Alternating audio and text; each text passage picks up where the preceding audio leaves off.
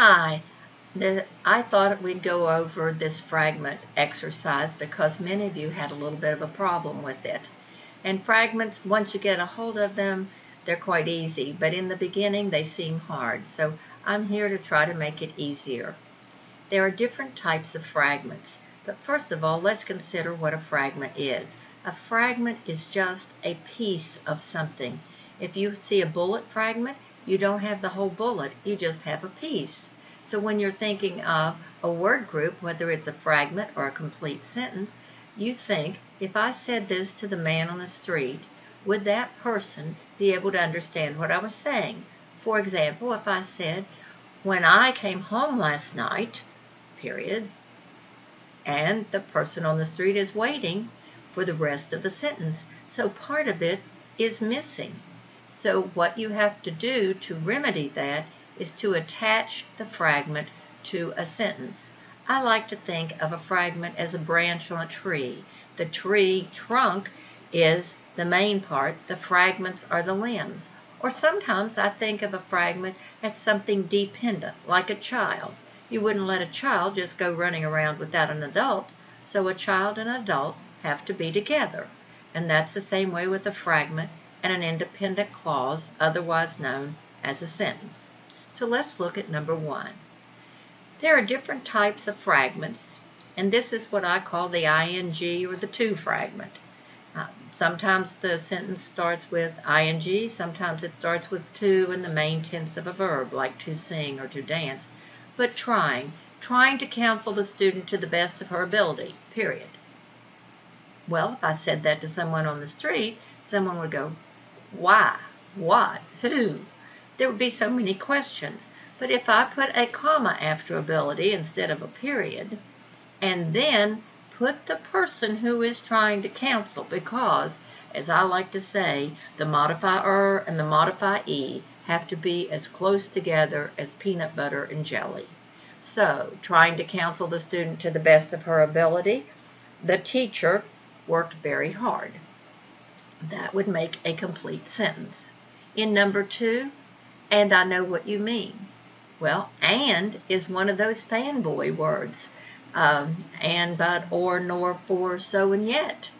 So those are words that hold together 2 sentences. Well, I didn't see another sentence on the left side, so my best bet, I would think, is just omit the word and. Now we're down to what I call eyeballs, I-B-A-W-S. Eyeballs is just a little acronym or a little way to remember if, when, although, because, and since. I use those because they're very popular dependent words, but your dependent words are listed in your textbook on, just a minute, I think it's page 80. Nope, it isn't. Well, they're listed in your textbook, and you can look them up. And there's a whole list of them. They're not limited to just the eyeball words. And if it starts with when, if, since, although, because, I know that there's going to be something else that needs to follow. So when Miss Jansen was subbing for the teacher on leave, comma, the class went berserk. All right, that makes a sentence, because if I say the class went berserk, that is an independent clause. Interestingly, I put the comma after leave because the sentence started with the when. But if I said the class went berserk when Miss Jansen was subbing for the teacher on leave, I would not put a comma before the when. I would not put a comma before because in the middle of the sentence, and now you know the reason why. In number 4, it says to make sure he didn't oversleep. That goes with number 1, the ing or the to make. To make is actually an infinitive, but all you need to know is if you've got to in a verb, it's going to be a dependent clause. So to make sure he didn't oversleep, comma, he set the alarm. Or he set the alarm, no comma, to make sure he didn't oversleep.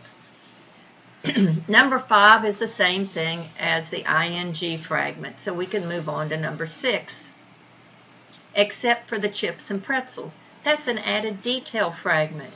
Added detail can come with except or especially or something of that nature. So I could say the Weight Watchers diet allowed her to eat all the baby's shower refreshments, comma, except for the chips and pretzels.